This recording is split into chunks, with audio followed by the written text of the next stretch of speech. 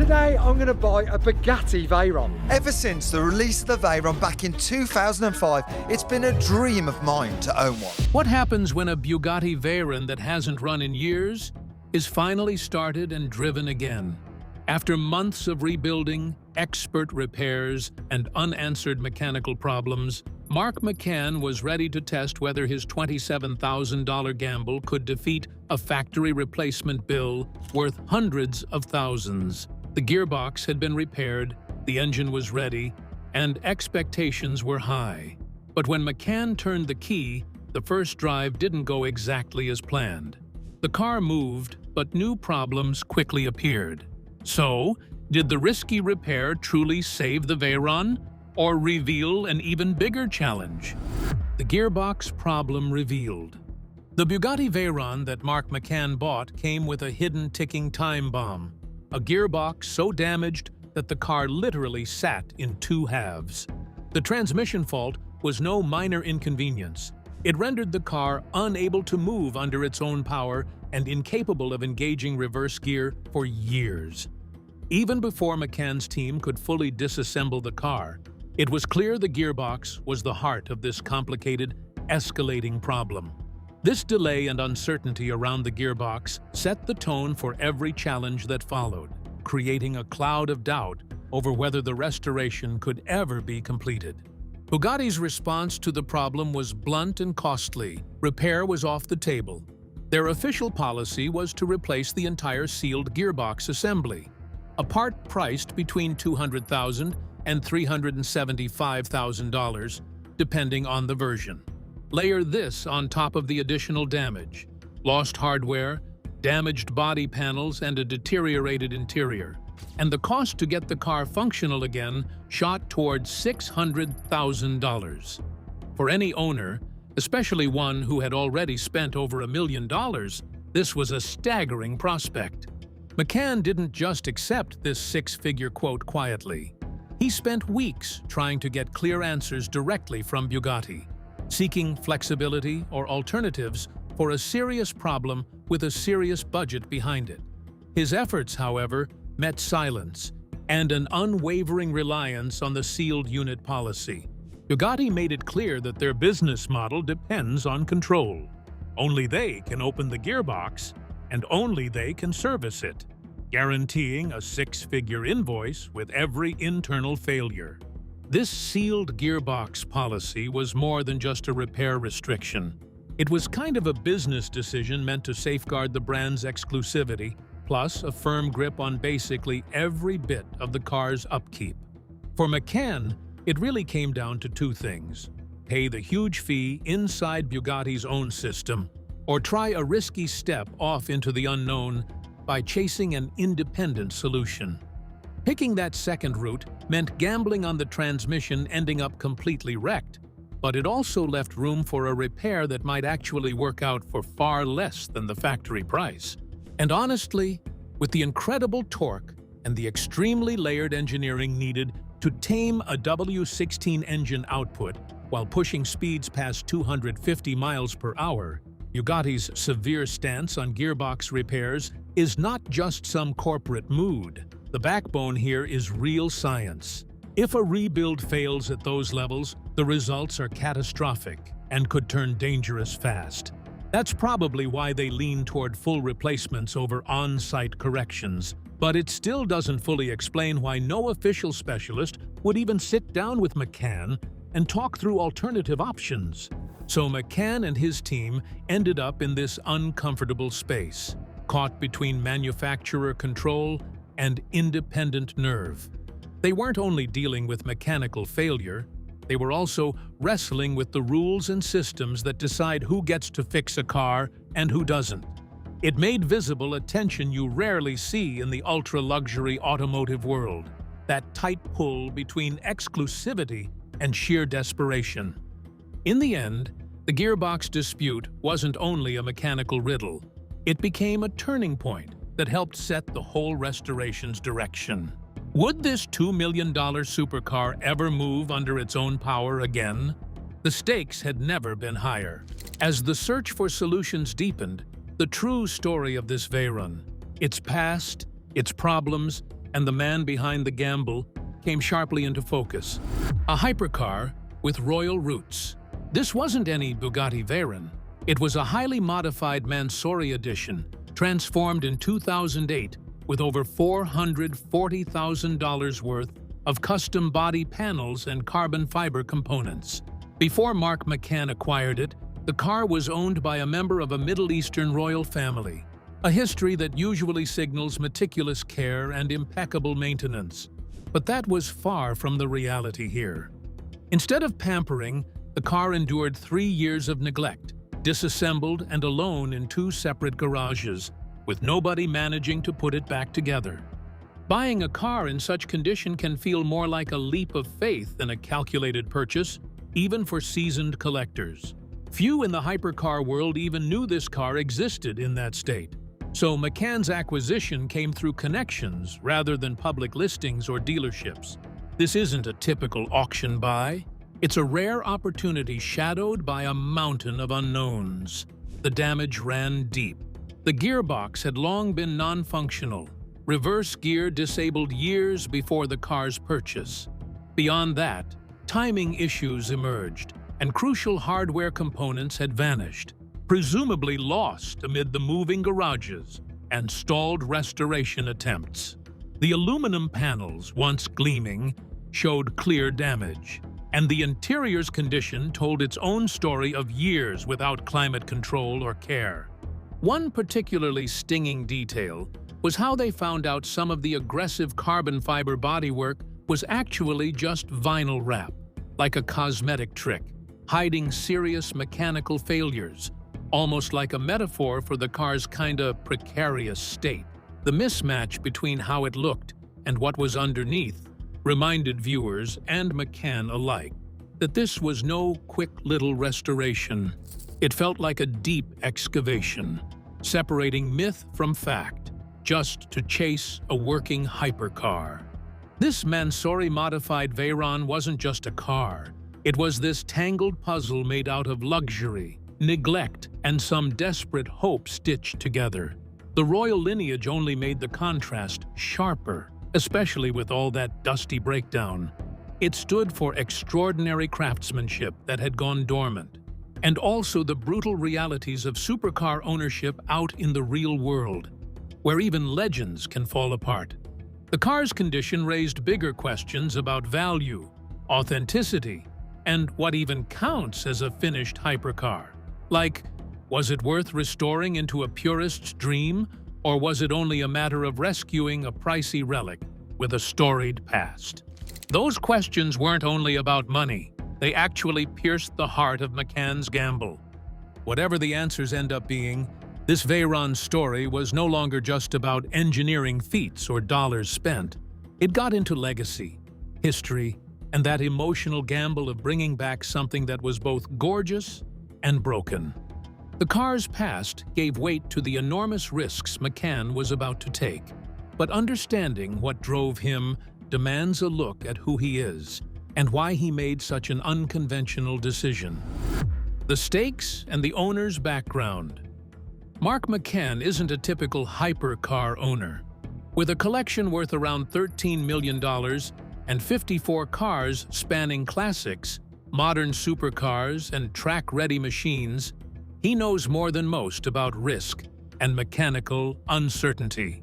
This isn't his first time diving into complex projects, and his background as an off-road champion, stock car racer, and side-by-side UTV competitor gives him a unique perspective on automotive challenges. Unlike many collectors who simply write checks for repairs, McCann understands the nuances of mechanical risk on a very practical level. His willingness to push boundaries and gamble on difficult projects sets him apart in the world of ultra-wealthy car owners.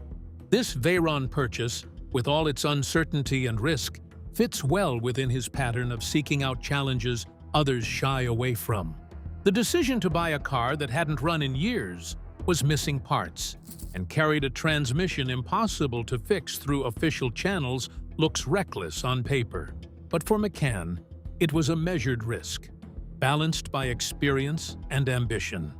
He saw potential where most saw obstacles, betting that with the right expertise and time, the Veyron could not only work again but shine as a restored icon. This wasn't a hobby or side project. It was a serious, multi-million-dollar mission with every decision weighed against tight budgets and outcomes measured in tens or hundreds of thousands of dollars.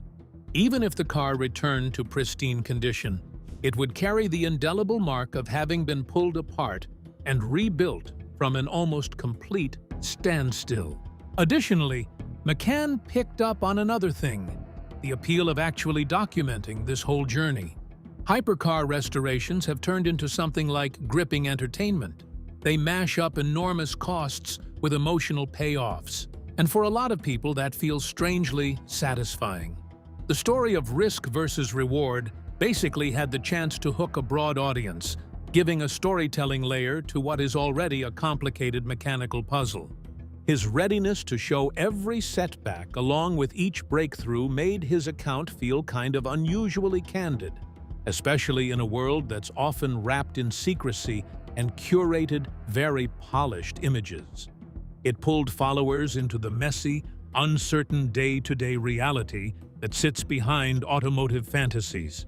McCann's background and the way he went about it framed the Veyron less like just a machine and more like a test of will, skill, and resourcefulness.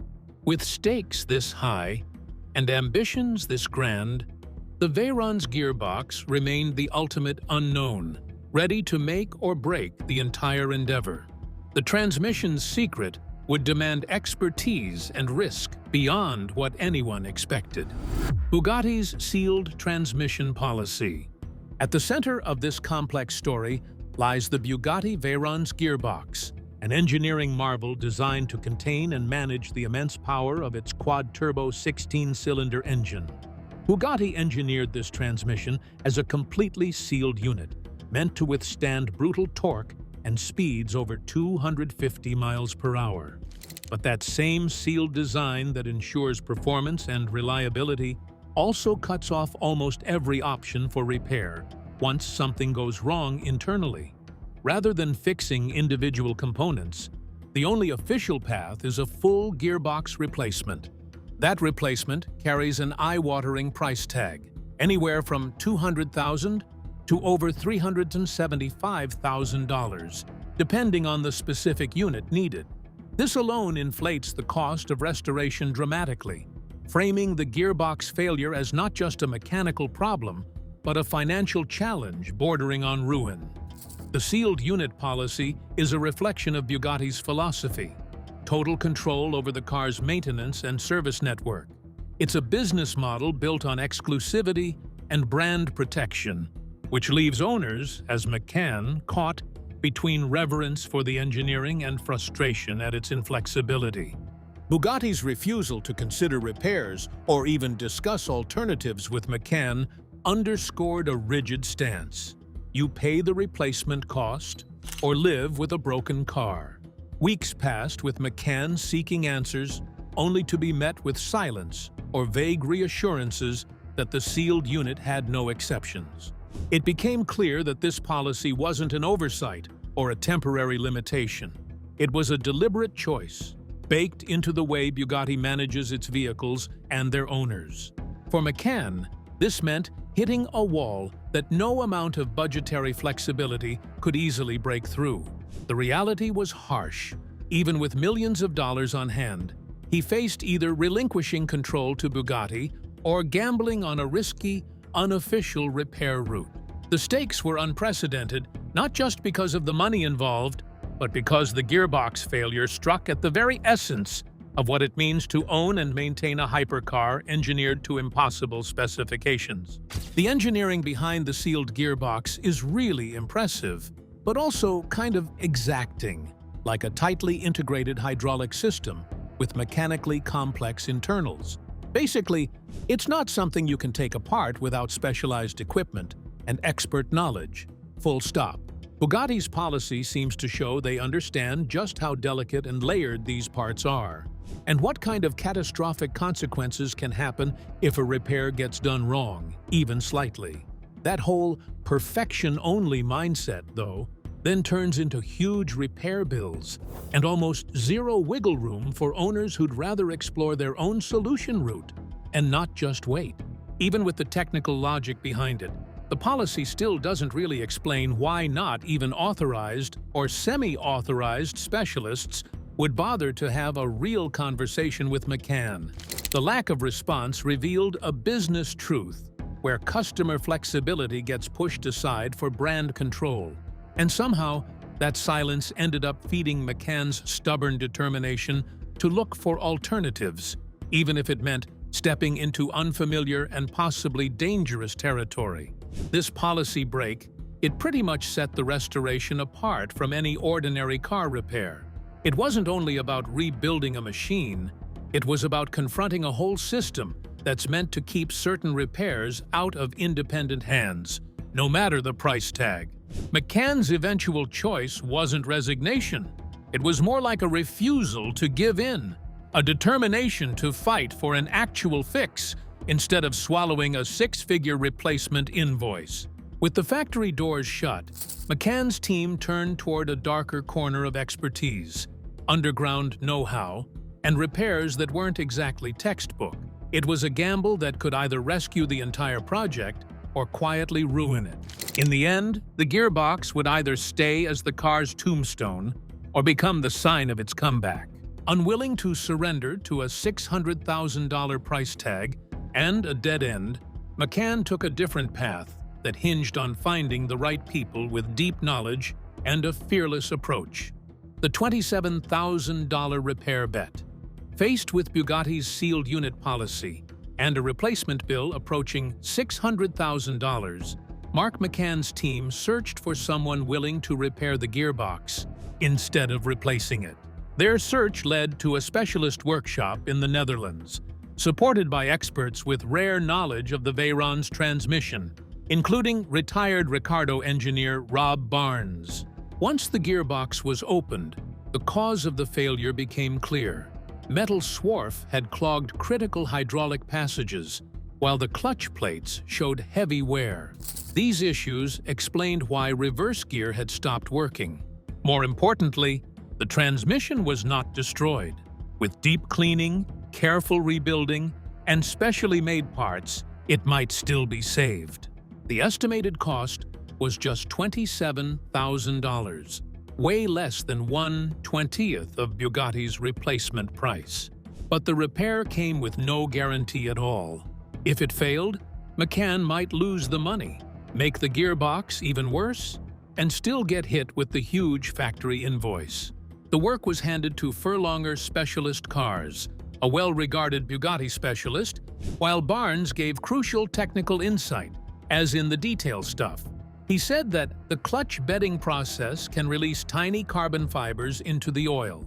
Without strong filtration, those fibers could clog hydraulic valves, then lead to another breakdown once the car was back on the road. So to avoid that, the crew did more than simply rebuild the gearbox. They put together custom clutch plates and gaskets, building a solution around a weakness hidden inside the original system. What started as a frantic attempt to skip a six-figure replacement turned into this complicated engineering job, mixing expert knowledge, reverse engineering, and measured risk. The $27,000 repair wasn't only a lower-cost choice. It was a real gamble that independent specialists could fix what the factory treated as impossible and basically bring the Veyron's gearbox back from the dead. For McCann, if it worked, it would show that determination plus skill can beat even Bugatti's most expensive limitations. Every step forward in this underground repair highlighted the tension between hope and reality, forging a path where the stakes were as immense as the machine itself. The first drive and unexpected results. After months of painstaking work, the moment of truth finally arrived. The gearbox had been rebuilt, the hydraulic system cleaned, and every cooling circuit tested. The once disassembled Bugatti Veyron was finally ready to prove itself. As the team turned the key, everyone waited to see if months of effort had actually paid off. The engine fired up, with a brief misfire too, But the big systems did what they were meant to do. Hydraulic pressure climbed the right way, through the rebuilt gearbox, and that gave the team real confidence. Then, the first real test showed up. First gear slid in smoothly, and for the first time in years, the Veyron moved forward, all on its own power. But honestly, the tougher part was reverse gear. That one had been the car's main headache, and also kind of the reason for most of the whole repair, you know. Against all expectations, reverse engaged just like that. A transmission that a Bugatti had effectively put out of action with an incredibly expensive replacement is now running again after a far more affordable fix. This happened thanks to the combined work of Mark McCann's team, plus a Dutch transmission specialist, and also the retired Ricardo engineer Rob Barnes. Their know-how showed that even one of the world's most complex hypercars can be repaired outside the factory if the conditions are right, and not just in theory.